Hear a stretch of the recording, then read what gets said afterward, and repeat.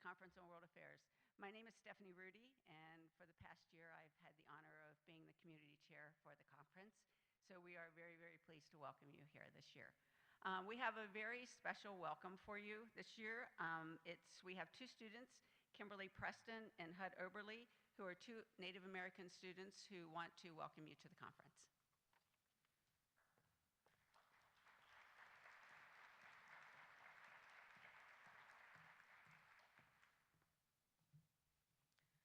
Yate. My name is Kimberly Preston. I'm a member of the Navajo Nation and a junior at CU Boulder. Webina Hariba, we da. That was Osage for welcome. My name is Hariba. I am from the Osage, Comanche, and Caddo tribes of Oklahoma and a junior as well. In honor of the indigenous people on campus and the 400 Native American students and the First Nations scholars at the University of Colorado at Boulder, we welcome you to Colorado. The Boulder area was the homeland of Native Americans pre-European contact. Primarily, the Arapaho and Cheyenne people wintered in this beautiful valley. Legendary among them was the Southern Arapaho Chief Niwot, who spoke 4 languages, including English. Chief Niwot sought peace between his tribe and the early gold seekers and hoped the two cultures could share the same land. The First Nation students on this campus remember him today by honoring this land and sharing a little bit from each of our tribal cultures with the CU community. Thank you.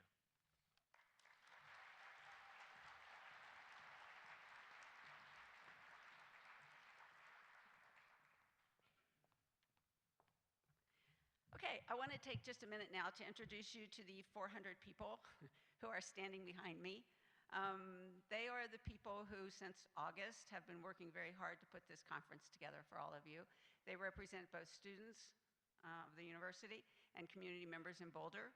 They are providing transportation, they are inviting participants, they are putting the program together, they are putting up the flags, they are proofing, they are doing a database, they're doing everything that needs to be done to put this conference together. They have done a spectacular job. They are the heart and soul of this conference, and it wouldn't happen without them. So all of you who are in the audience, thank you very much.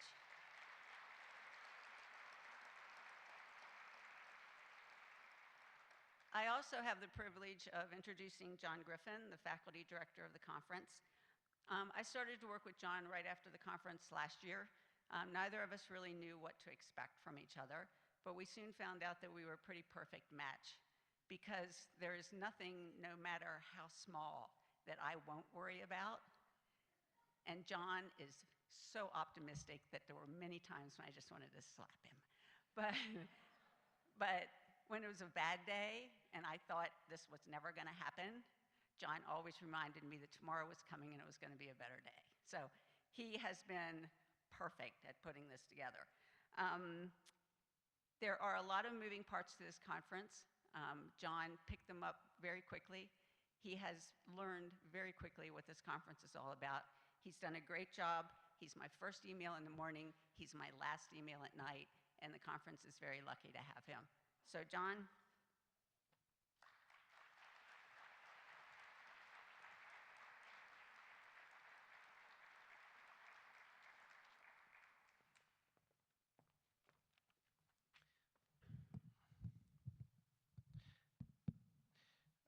I'd first like to thank Stephanie.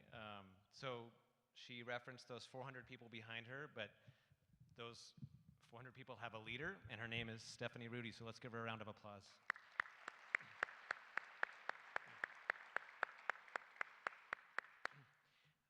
As I look at it, I also see Peter Spear, who's a member of our board here. Thank you, Peter. Are there any other board members present? Oh, Mark Rockhind is here as well. And Stephanie Rudy is also on our board, so of course. We have a lot of people to thank, obviously, for getting us to this day, and I'm really encouraged by what I've seen over the last 24 hours, and really looking forward to a wonderful week. I really just want to take just a minute or two to talk about the state of the CWA. And I want to emphasize 3 things, and those are continuity, innovation, and feedback. In the area of continuity, and I just want to emphasize, and as you've experienced, we have no charge for admission this year. That is not on the table. That's something that we're very committed to.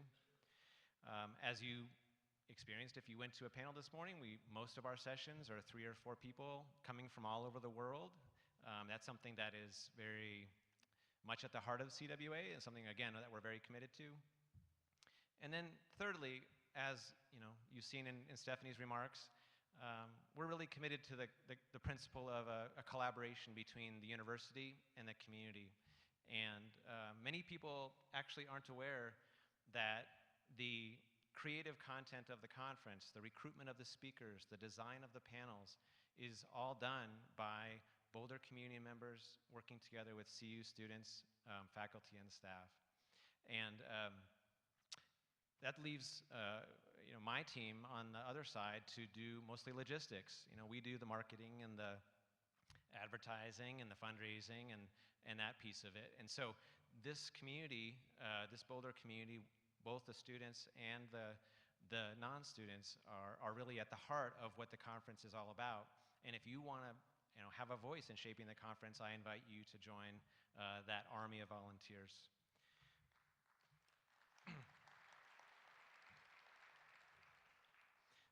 The second thing I wanted to emphasize is innovation. While we respect very much the traditions of the conference and want the conference to have that continuity and stability, we're not afraid to innovate. And you may have noticed some of these innovations this year already. One is that we have a CWA app, which I encourage you all to get on your phones. If you have a program and you open up the first page, on the inside cover are the directions for downloading the app. It's very straightforward. It's free. It allows you to plan your week, download the schedule into your calendar. You can rate panel sessions. You can identify speakers that you're really enthralled with, and you can see their schedule for the week. It's really a great resource for you this year. Another innovation that we're trying this year is CWA at night. We're really trying to reach out to students who may have classes at this time of day or people who are working right now, and to offer opportunities for them to come on the shoulder of the conference around 5 or 6 p.m. so that they can experience all that the conference has to offer. The third thing that I wanted to emphasize is that we really have a prodigious number of what we call concurrent events. So when you looked at the conference program, you may not recognize that all of those events are not necessarily owned or put on by the CWA. Many of the events that you see in the program are organized by other groups on campus that have reached out to us and said, hey, we know there's people coming on campus. We'd love to showcase what we're doing. And so you can go learn how to dance the salsa. You can go to Tibetan Arts Week. On Wednesday from 10 to 2, there's Arts on the Green, where a lot of the arts departments on campus will be showcasing their talents on the Norland Quad. It should be a beautiful day for it, and I have to say a beautiful week of weather, so thanks to the Weather Committee for their work on that particular aspect. Third point, so continuity, innovation, and the third point really is feedback. We want your feedback. So when we innovate, when we try something new, we want to hear back from you. And so whether it's sending me an email or going onto our website or participating in our survey after the conference or evaluating panels through the app, we want to know how we're doing. Your voice is important in terms of the direction of the conference, so I just wanted to emphasize that. So again, just the three principles operating on: continuity, innovation, and feedback.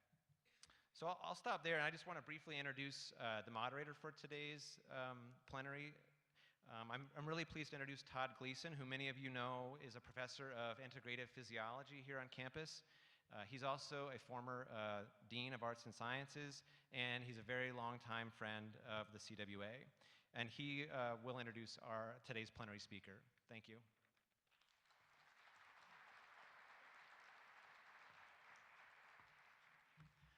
Good day and welcome to the Conference on World Affairs. I'm Todd Gleason. I'm a professor in integrative physiology, and it's my pleasure today to introduce to you former Congressman Robert Inglis, who represented South Carolina during 2 different stints in Congress, totaling 12 years.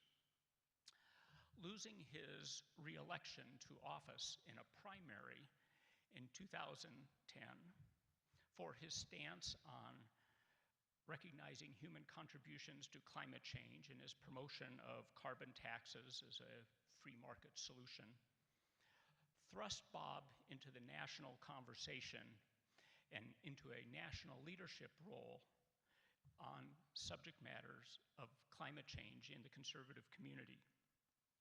And it has made him a principal voice nationwide. So despite losing an election, I think the nation has benefited from Bob's path. He is an advocate of conservative free market solutions, including reduced subsidies and carbon taxes, as a way of driving innovation for climate change solutions in a manner which he believes will be faster than government regulation can drive those same innovations. Most of you, I think, have seen his biography, and so I won't repeat it, but I will single out one award which I think speaks very much to Bob's character. About a year ago, 2015, the John F. Kennedy Library awarded Congressman Inglis the Profile and Courage Award for his principled, but at the time unpopular policy views on climate change. He currently works out of George Mason University, where he runs a center which is designed to promote conversation and political change among the conservative communities on the subject of climate change. Join me in welcoming former Congressman Bob Inglis.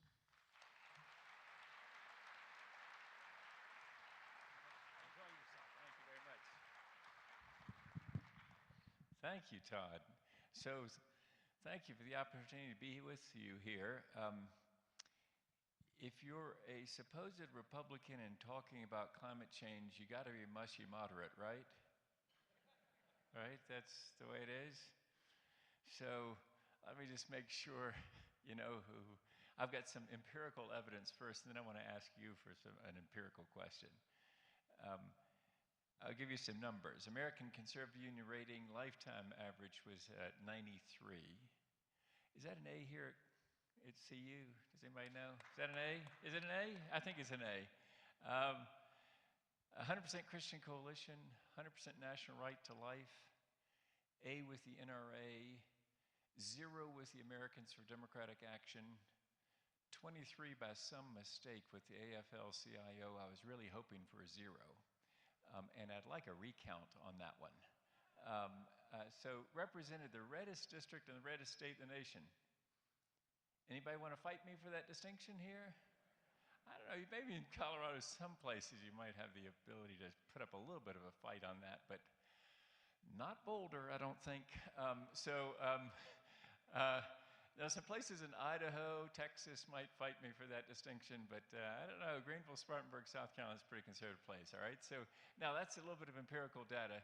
Now I'm gonna ask you, who here would agree with me that Ronald Reagan was a particularly good president? Raise your hand.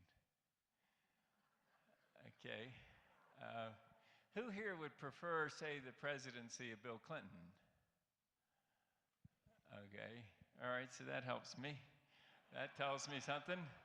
We're talking cross-cultural here, okay?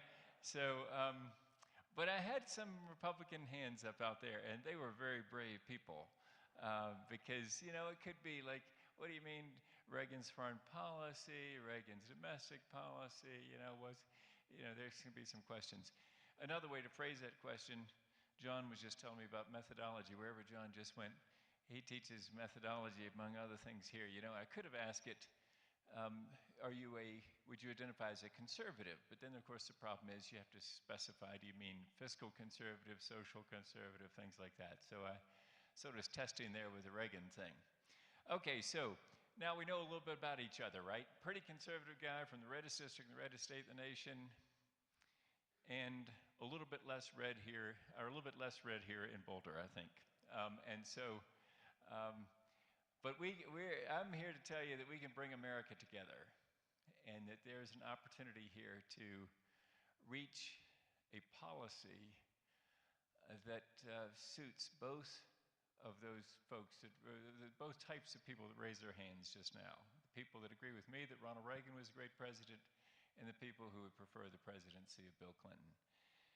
Because there really is a solution that works for both of us. But before I get into that, let me give you a little bit further background about me so you know how I come to this and what has motivated me. So, as Todd just told you, I was in Congress for 12 years. I was in 6 years, out 6 years doing commercial real estate law, and then ran again, got another 6. I thought it was going to be a lot longer than 6 on that second go-round. We called it English 2.0, the new and improved version. The Tea Party did not agree. They thought it was a not improved version. And so in June of 2010, I lost the re-election, as you heard. So for the first 6 years in Congress, I said climate change was nonsense, Al Gore's imagination. I didn't know anything about it. All I knew was he was for it. And that was the end of the inquiry. Then I was out 6 years doing commercial real estate law. I was running again in 2004. My son came to me, and he just turned 18. He was voting for the first time. He's the oldest of our 5 kids. He said to me, "Dad, I'll vote for you, but you're going to clean up your act on the environment." Step 1 of a 3-step metamorphosis. By the way, some people take that as a classic interest group threat, you know. You're either going to vote for me or else, you know, the way they say the ARP deals with you or something. That's not at all what my son was saying. What my son was, because it would not have been in his economic interest to vote against me, you understand. He was going to vote for me no matter what. I mean, we were mortgaging the farm, all right? And I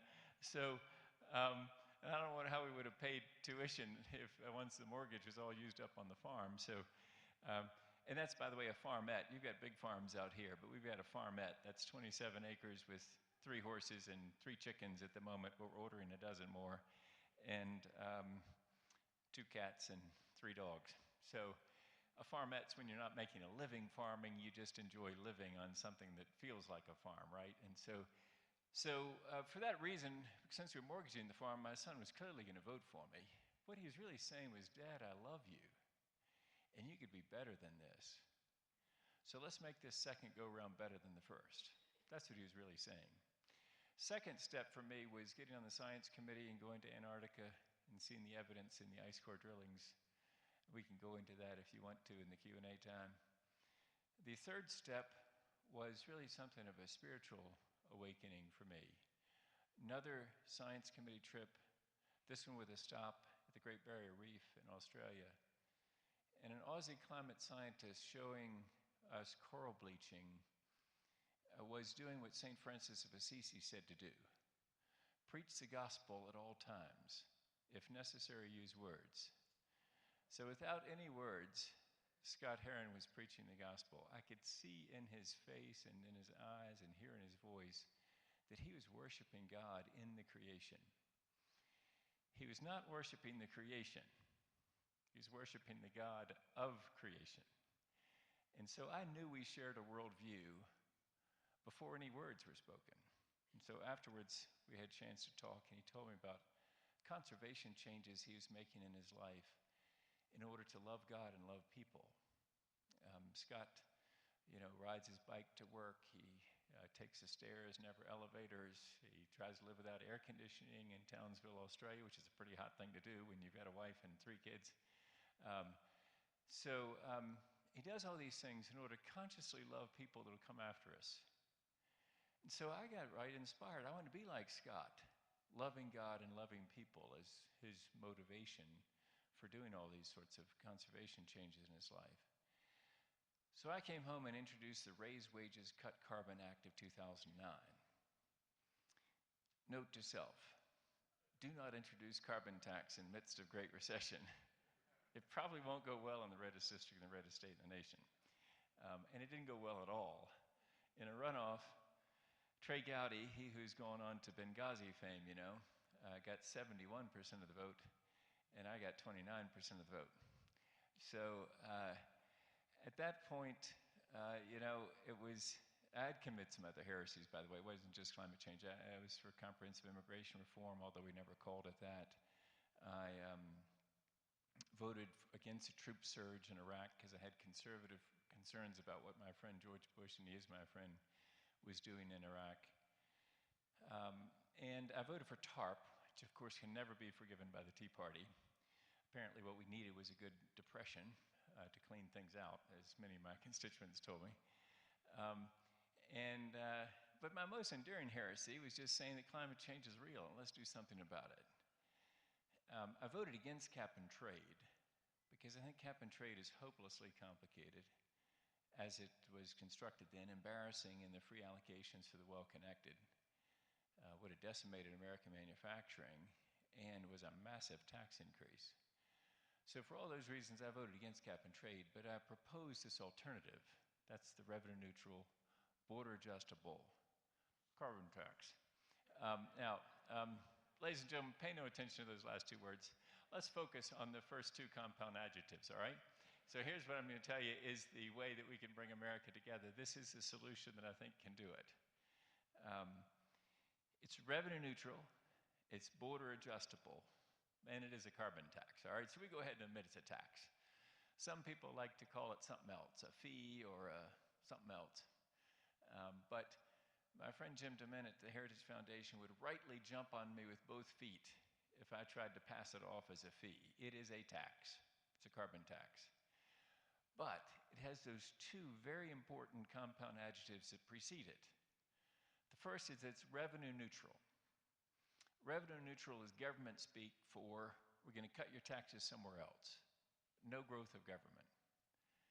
So the tax that I proposed would have been a tax on carbon dioxide that was paired with a dollar-for-dollar cut in payroll taxes.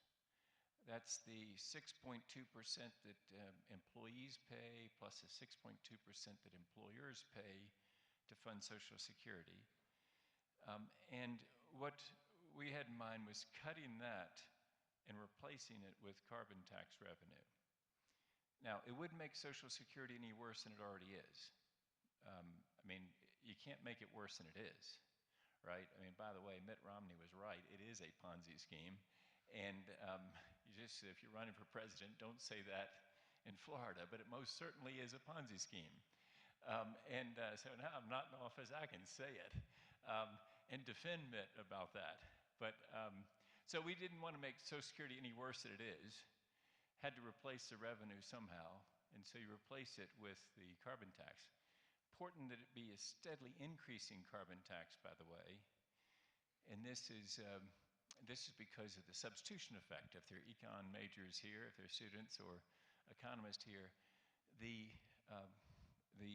substitution effect is such that when the price goes up on the fossil fuels, and it's reflected downstream through many products, people, of course, move away from that stimuli. It's a painful stimuli, you know, that you're being hit with an additional cost. And so those products and those fuels will become less attractive. And as a result, people will use less of them, and the revenues of the government will go down on a carbon tax.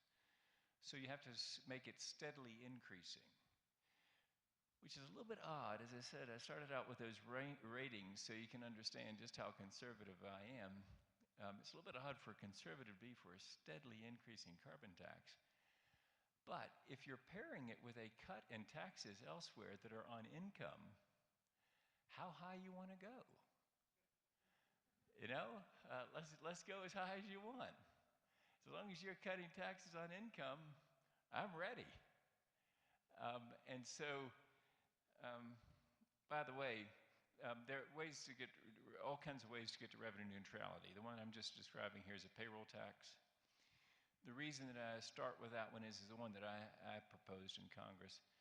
But also, if you're one of those people that raise their hand saying that Bill Clinton you preferred his presidency, if what I'm describing here sounds familiar and you're a progressive, it might be because it's the same thing that Al Gore has been talking about for about 25 years. And so that was his idea, too, to reduce payroll taxes and then put on a carbon tax. But there are other ways to get there, too. You can cut individual income taxes, you can cut corporate taxes, or you can dividend the money back. I'm going to be palling around with my friends at Citizens Climate Lobby while I'm here, and of course one of their proposal is to dividend the money back. That means you, sort of like the Alaska Permanent Fund, you collect up the carbon tax revenue, but then you dividend it back to the citizens. Again, the goal of all of that is that there be no growth of government. But if I may, stop on that corporate tax for a moment, because let me just see if that caused a little bit of consternation in a fairly blue audience.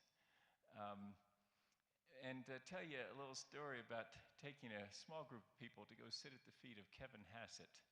He's an economist in Washington who's at the American Enterprise Institute, pretty conservative guy. And so there's some progressives in this little group, there's some conservatives in this little group, and we went and sat at the feet of Kevin Hassett. And so along the way, he said, I got a deal for you. We'll put on a carbon tax, and I, Kevin Hassett, get to choose the corresponding tax cuts. Deal? And the progressives started shaking their head no. And he said, why not? They said, because you'll choose the corporate income tax to reduce. And he said, that's precisely what I would choose. Real gut check for you, isn't it? How important is climate change? It's really quite a moment, just how important is it to you? If it is that important, then would you be willing to cut corporate income taxes in order to get climate action? I'll tell you, that's one of the fastest ways to get things broken loose in the US Congress controlled by Republicans, is to be able to talk about a corporate income tax reduction. If the planet is really at risk, wouldn't you be willing to do it? Or is the orthodoxy on the other side about how corporations are evil and bad people and all that so important that we can't do the climate thing? So be thinking about that. I may have prompted a couple of questions in the Q&A time. So it's revenue neutral. It's border adjustable. And this is very important. If I were still in Congress representing the wonderful district that I represented, which is Greenville-Spartanburg, South Carolina, where we make lots of things. It's a manufacturing district, mostly clean manufacturing, thankfully. But if I were still in Congress and you gave me a revenue-neutral carbon tax that wasn't border adjustable, I don't think I could vote for it. So the second imperative we have at what we call republicen.org is that it be border adjustable. And that means that the tax would be imposed on imports from countries that don't have a similar tax or similar price on carbon dioxide, and removed on exports.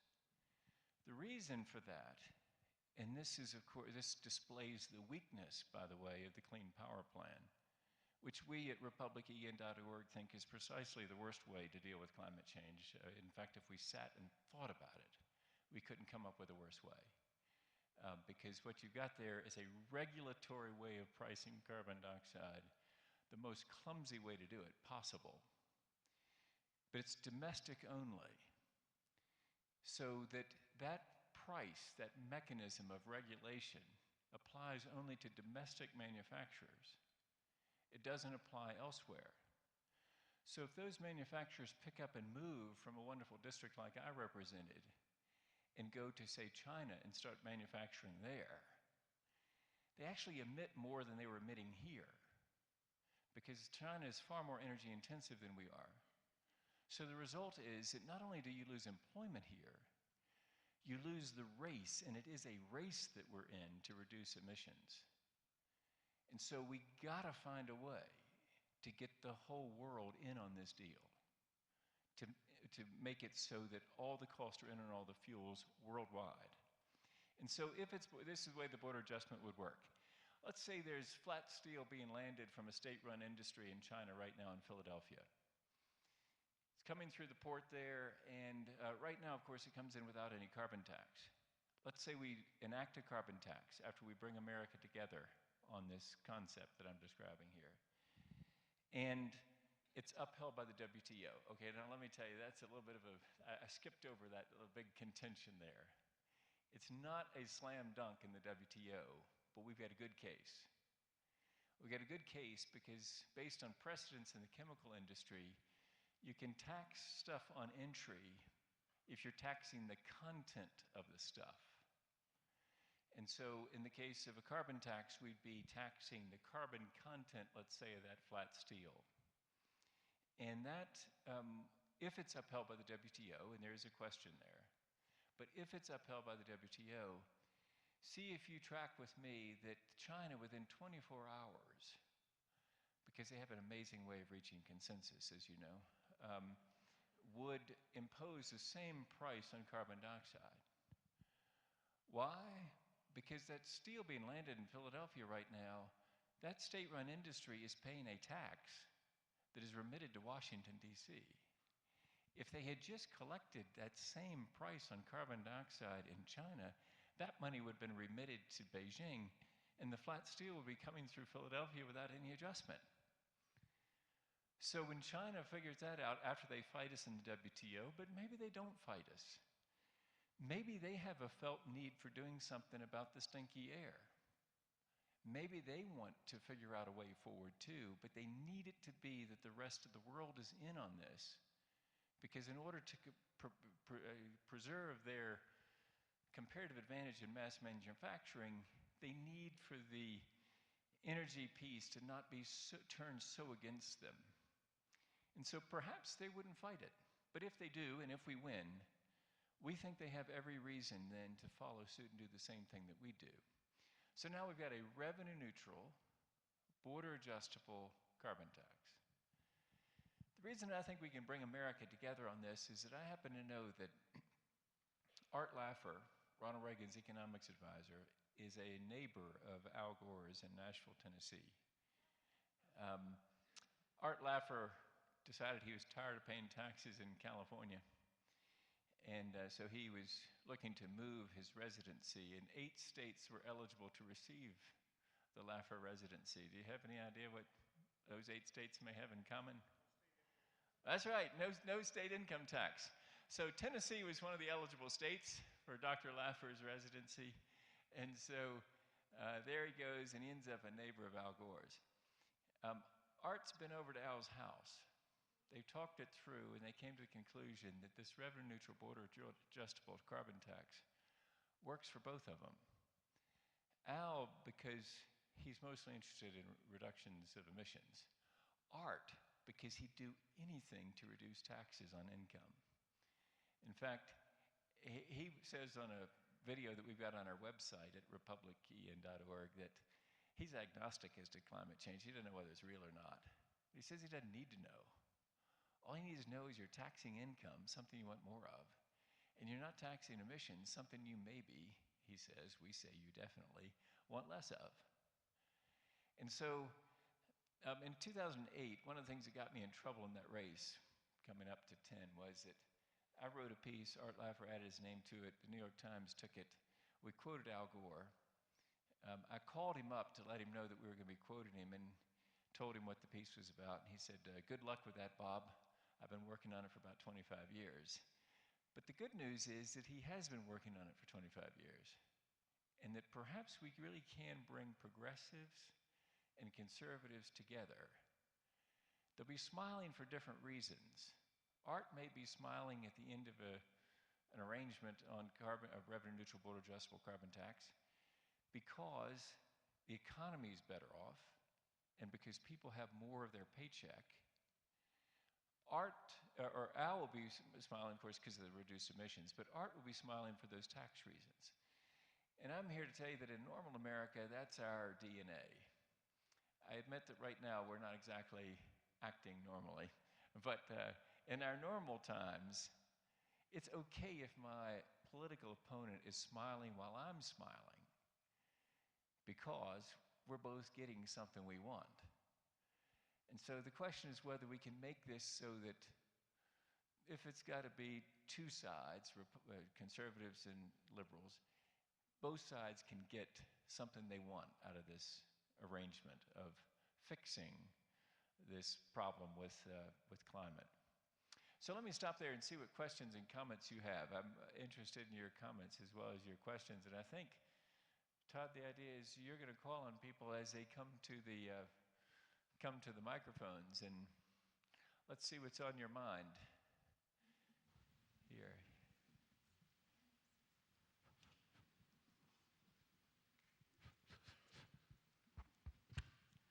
Let me remind folks that the conference has a tradition of yielding the microphone to students, at least to start. Me? Sure. As to the corporate income tax, I know that probably the P word, population, didn't come up at the Paris climate talks, but my concern about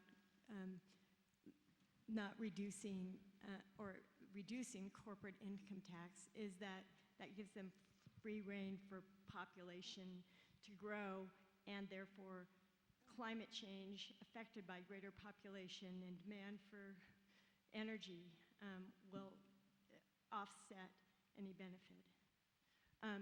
So do you contest that? Interesting. Tell me what the causal connection is. What do you think?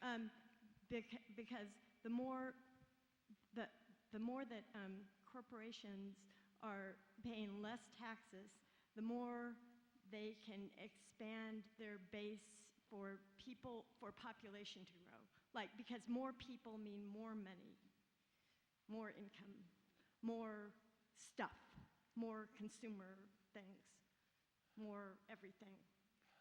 And therefore, the more consumer stuff, the more climate change, because of all the energy it takes to make all the stuff.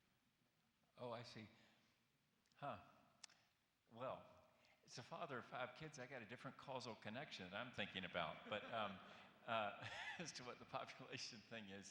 But also, I wonder whether those corporate interests might be able to sell some televisions, and then people would have more other things to do at night, and that might reduce the problem as well. But I mean, that's what people said. You know, you discover television, and then there are fewer babies.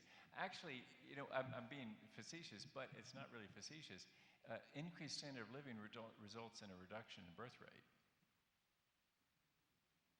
right? And so I think it's the opposite of what you're talking about. Yeah, globally, that's what I'm saying. If you increase standard of living, the growth rate declines, or the birth rate declines. And I mean, it's really not, I'm laughing about the television thing, but apparently that's it. I mean, people have other things they're doing. And anyway, I'm not too worried about that, in other words. But let me take that to, and I'm being jovial here, but let me take it to a very serious place and make sure help you, if you're a progressive here, understand the tribe that I'm part of. Is when you speak of limits and doing with less, that may be the language of the progressive tribe, but it is a foreign language to conservatives. And it is immediately offensive. And so if you're going to talk to conservatives, don't talk to them about limits and sort of the idea that government bureaucrats the godless scientists are going to set a limit. And then the government bureaucrats are going to regulate down to that. And they're going to get with the blue helmet folks at the UN. You see how this starts turning into something that can be anathema to conservatives? You got to turn that around because you can approach it from a different side. You can just say, you know, there's another way to look at this. And that is that this is an incredible opportunity to get more energy, more mobility, and more freedom, lessening the cause of war. It really is an exciting thing to think about. The fuels of the future that will power our lives will be better than the ones we've got now. And so rather than speaking in terms of limits and less, if you're talking to your Uncle Charlie at Passover or whenever, some family gathering coming up, talk to him about abundance. Don't talk to him about limits. Because if you're talking to him about limits, you're not getting through. So, Todd, do you want to, you calling? Yes. We had a question here on the right. So you've been talking about uniting both liberals and conservatives. Just based on climate change today, which candidate running for the election now do you think could unite liberals and conservatives best?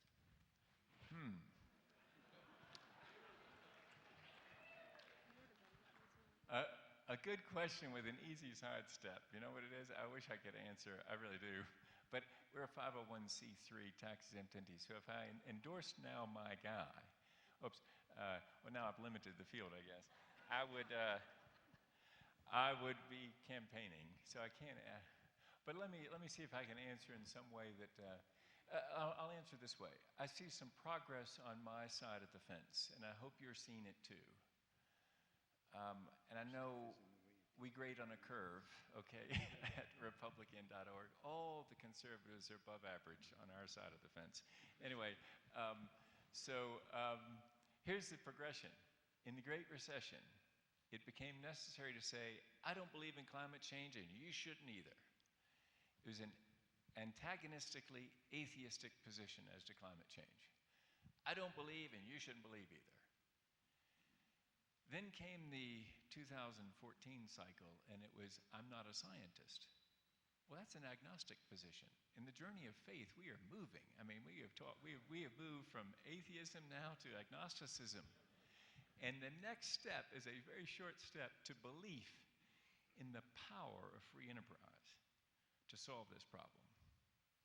And so, and here again, preparing you to talk to Charlie, Uncle Charlie, who's coming to the house, is what we want to do, Charlie, right, is internalize the negative externalities. I once said that to a reporter for the Greenville News. It's the largest paper in the district I represented. He stopped me. He said, Bob, what'd you say? And I said, we need to internalize the negative externalities. He said, I can't put that in this paper, man. We write at the 7th grade level. I said, okay, reveal the hidden cost. He said, yep, I can put that. If you're talking to a conservative, what you're really talking about is internalizing negative externalities. Basically, everybody understands what I'm talking about. If I'm Inglis Industries and I'm making coal-fired electricity, there are certain negative externalities, certain costs associated with my power that aren't on your meter. I get away with socializing my soot, to start with, and I get away with lack of accountability for any climate cost associated with my product, which is coal-fired electricity. It's not on the meter, and so therefore my customers aren't seeing the cost, and they aren't moving to other ways of powering their lives. But if you internalize those negative externalities and make Inglis Industries even biblically accountable for its soot and its climate cost, my costs go up, and I'm heard to complain to a local member of Congress, oh, this is terrible. The prices will go up for my customers. And surely, Mr. Congressman or Congresswoman, you want to keep that from happening. Well, I hope as time goes on that members of Congress and presidential candidates are ready to say, no, Inglis, that's exactly what we want to happen. Your price is to go to the actual price. And so it's, and here I would say, if you want to really turn Uncle Charlie's crank, just check out the Phil Donahue show. Anybody old enough to remember the Phil Donahue show like me? For those of you who don't know, it's like Oprah, except it was a white guy. Anyway, so I was in the 70s and I guess, 70s, yeah. And so Milton Friedman was an occasional guest on the Phil Donahue show. And if you just Google Milton Friedman and Donahue, you'll find some fascinating clips where Dr. Friedman makes the conservative case for a tax on pollution. Because he says, of course, that's the way to deal with it, rather than regulation. So you see, if you're talking to Charlie, if you're talking to a real conservative, you have precedents. I mean, you have precedents you can rely on. People like Milton Friedman, you know. We conservatives generally bow at the mention of his name or Ronald Reagan's name, you know. And so I hope I haven't answered your question, but you understand why I've got a sidestep. There's something about my lawyer ringing into my ears saying, don't answer that question because it'll look like you're endorsing the guy that you used to, no, I was just kidding. I was about to reveal who that was, but yes, sir. In talking about a revenue-neutral carbon tax, is there a way for the government to impose a revenue-neutral carbon tax, while at the same time kind of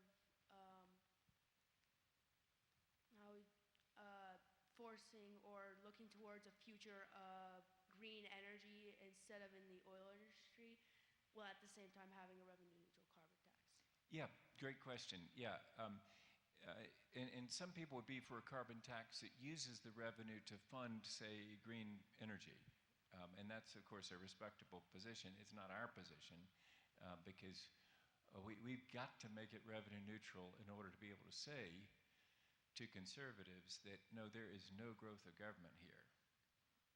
And the good news is there are some progressives who really understand that. And so, for example, Sheldon Whitehouse seems to understand that. A guy named John Delaney, who's a member of Congress, a Democrat from Maryland, understands that, understands the imperative of breaking the ice in this conversation. And so, for example, both of them would do a corporate income tax reduction. That's what they do with the revenue, part of the revenue, not all the revenue. They've got other uses as well. But some people would say that, yes, what you need to do is spend the money on R&D or commercialization even of green technologies. We at republican.org really don't like that commercialization part. If I'm a Republican, not a Libertarian, there used to be a difference. Not so much anymore, maybe.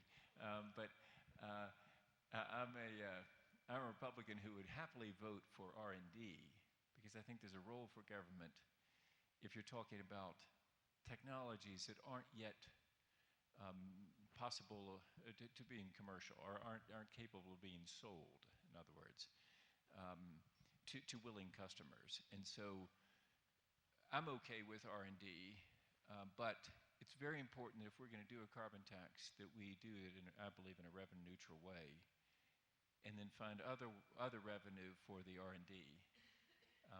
And we would spend zero on commercialization because the thought of the government putting its thumb on the scales for one fuel source or another is just a non-starter in our view. So, for example, the $7,500 electric car credit, if I had my druthers, would be eliminated. The production tax credit for wind would be eliminated. The accelerated depreciation involving oil and gas would be eliminated. Undervalue leases for extraction on public lands would be taken to market value. So across the board, there'd be no more subsidies for any fuel. And then the free enterprise system would sort it out rather than the government saying, you're a good girl or a good boy, you bought an electric car. The only problem is, why do we give my sister-in-law, who has a Volt that I covet, confession is good for the soul, why should she get a $7,500 tax credit for that car? They're very prosperous people. They could afford the car if they want to, but they will drive past somebody on the road that has a clunker like one of mine. And you know what? That's a real equity problem, isn't it? That we advantage those people with the $7,500 tax credit. I'm probably getting sort of personal here, but it gives you an idea of just how, if you're talking to Charlie, it's a way to really reach him if he's truly a conservative, because that will turn his crank. You're talking about elimination of all subsidies. Shift to the left side, and then we'll come back. Oh, yeah. Oh, great. We've got one. So my question is about a Republican U.S. senator who may not be, and I'm just trying to figure this guy out.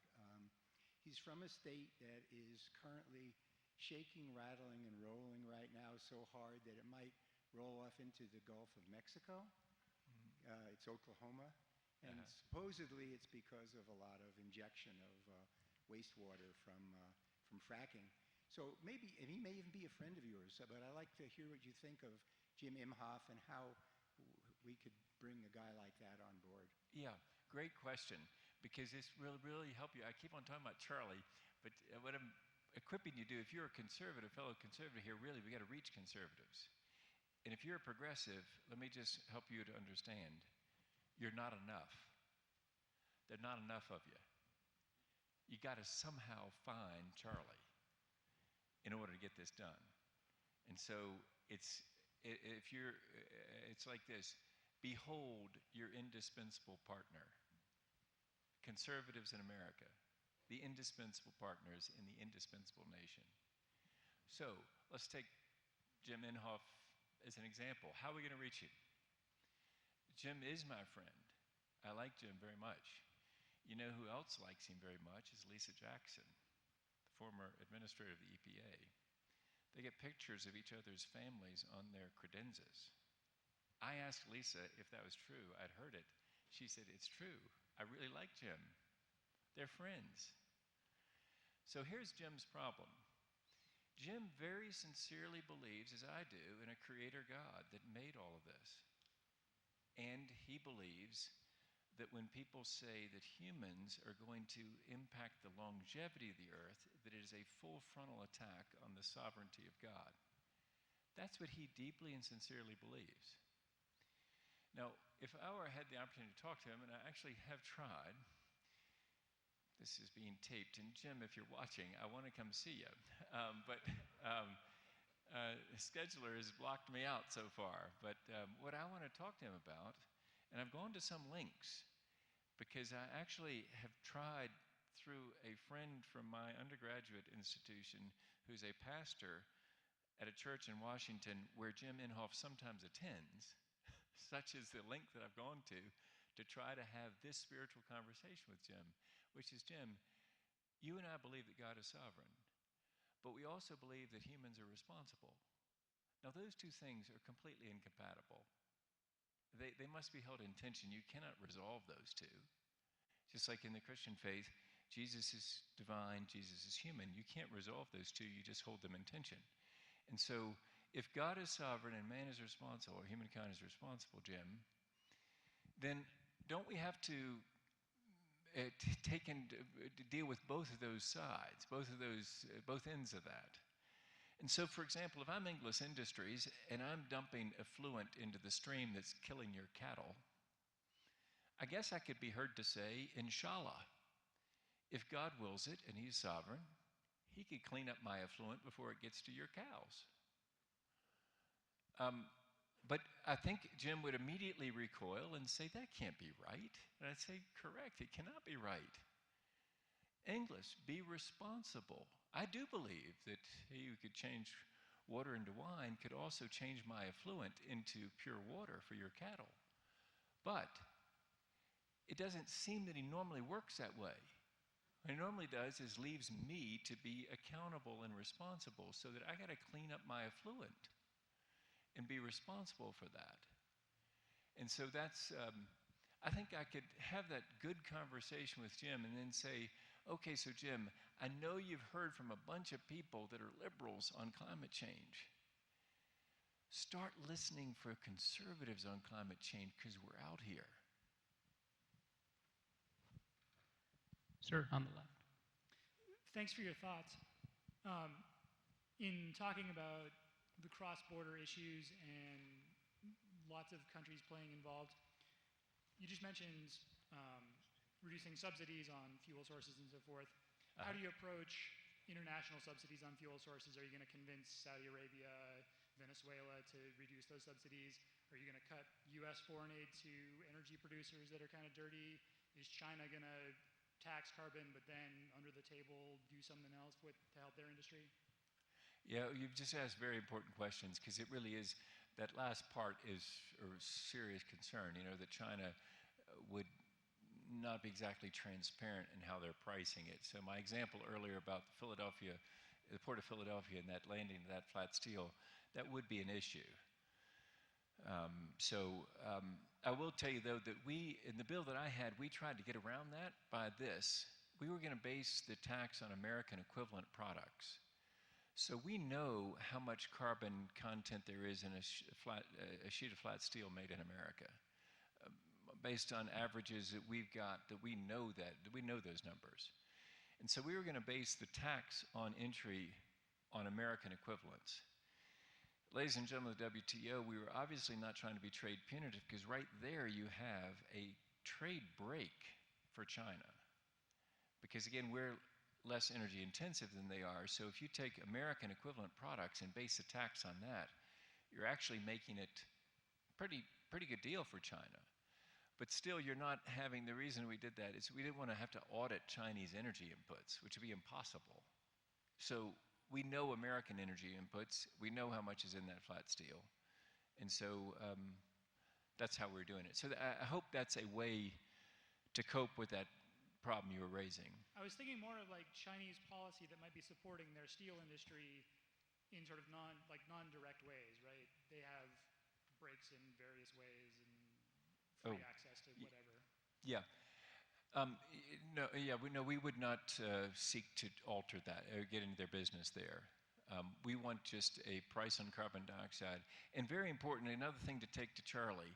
Charlie gets uncomfortable with you, a progressive, coming to family dinner or whatever, talking about imposing labor standards on China, for example, because he says this is and he'd be right in my opinion, that is a uniquely local thing.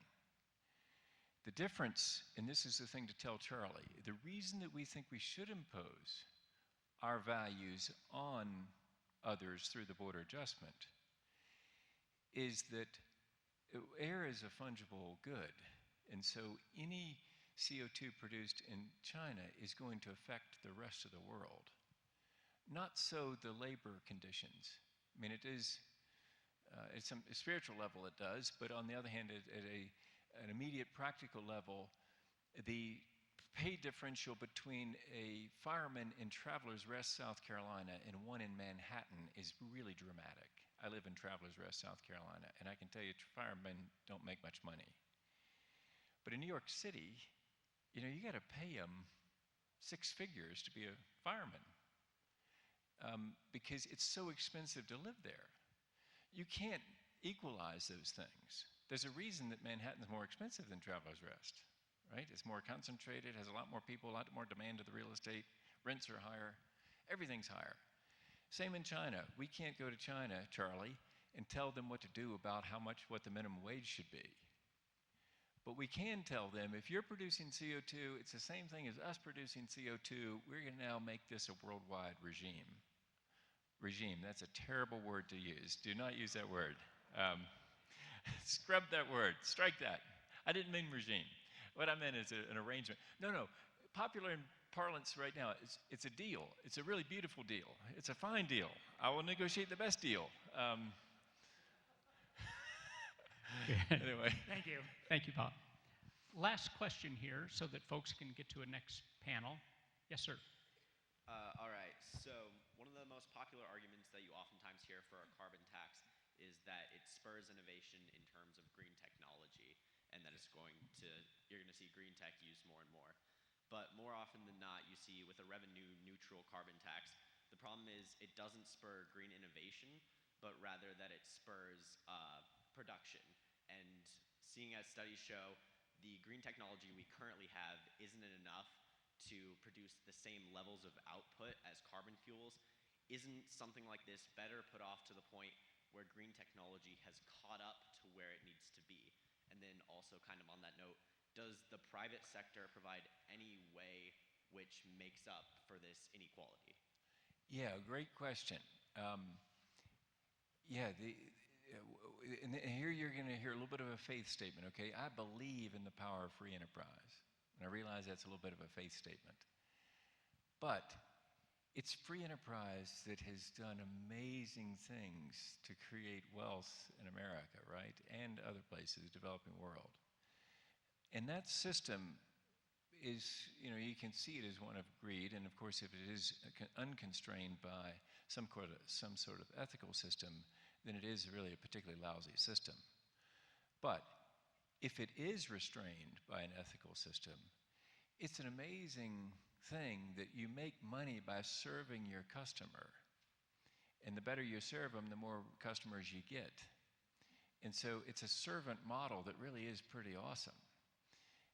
And the reason that's relevant to what you're talking about is You know, if you, in 1992, when I first ran for office, one of our major expenses was a cell phone. It was actually a bag phone. Do you remember the bag phones? It had a cord on it. You pulled it out of the bag and you talked on it. It was about $1 a minute. I mean, it was enormously expensive. Now, probably most students here at CU are walking around with a cell phone in their pocket. The price has come down dramatically. And the reason is the free enterprise system. Now, because I'm a Republican, not a libertarian, let's admit that that started with government. If it weren't for DARPA investing money in the internet and creating it, then there wouldn't be this revolution in computing and communicating. So it started with that R&D, back to that R&D question earlier, right?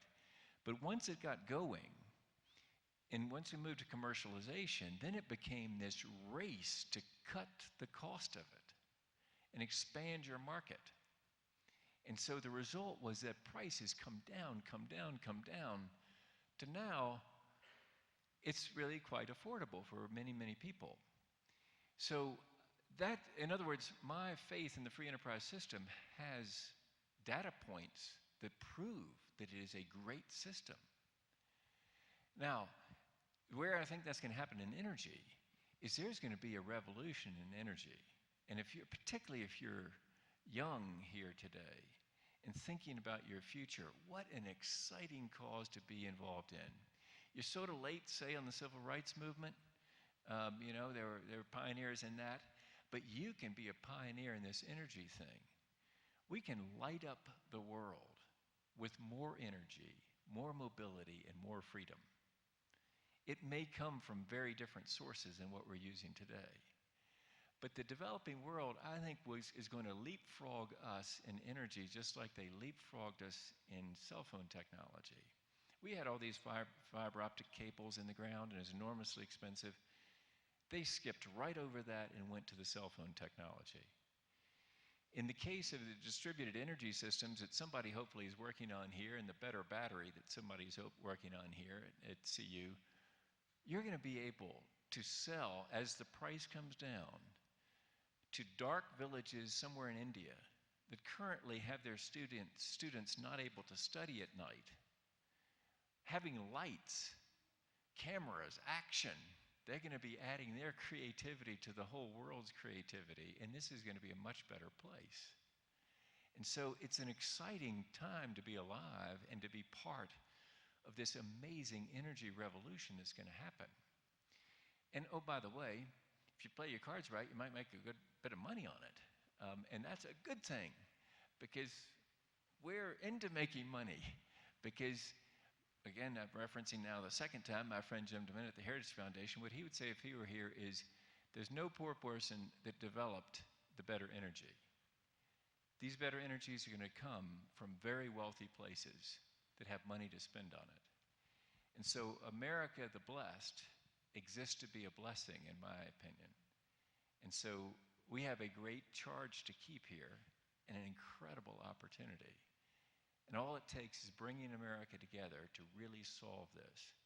And that means a whole lot of grace from the left, talking to Uncle Charlie, and then some softening in Charlie's heart so that his head can start hearing this. Because I am convinced, after 12 years in office, the heart decides and the head justifies.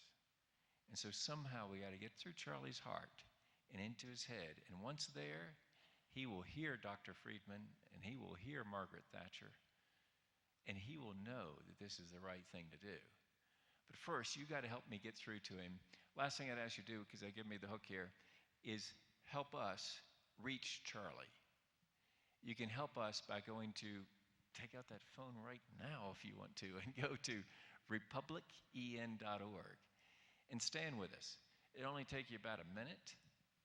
Load up a picture if you want to see your smiling face on our website. We'd love to see you there. If we don't, we'll have a nice map of Colorado in your place if you're from Colorado. And so we need you, because we need to be able to show conservatives like Charlie, like Jim Inhofe, that if you're conservative and concerned about climate change, you're not alone. Thank you very much. Thank you, Bob.